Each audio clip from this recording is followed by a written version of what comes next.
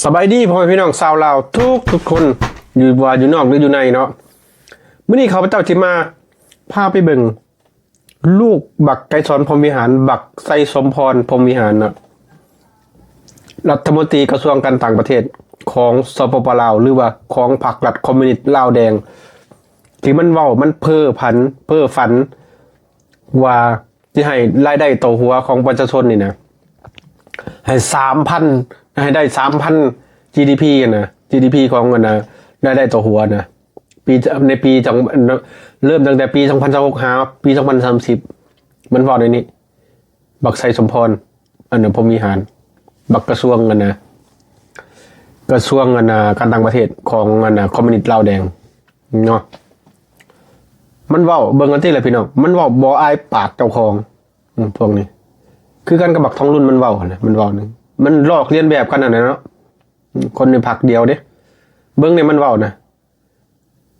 ที่ให้รายได้ประชาชนต่อหัว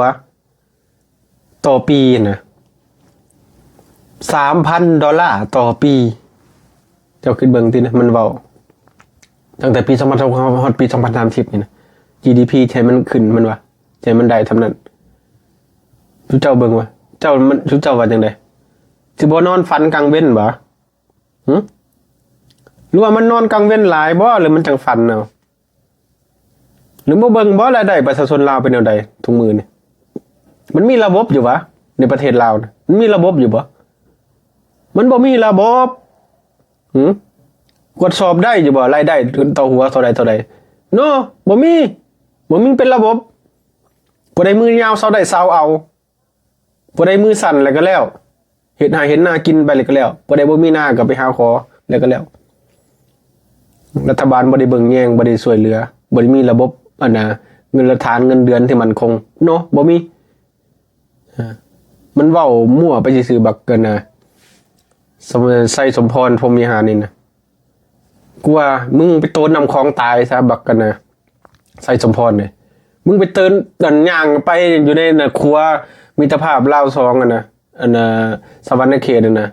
มุกดาหารนั่นน่ะมึงโตนลงน้ำคลองน่ะให้มันตายซะมึงสัวปานนั้นน่ะมันคิดอีหยังของมึงนะระบบอีหยังก็บ่มีเฮ็ดได้สิให้ประชาชนน่ะมีรายได้ $3,000 ต่อปีบ่มีกูขอฟันธงเลยมันเฮ็ดบ่ได้จากใดที่บ่มีระบบระเบียบนี่นะเอาเท่านั้น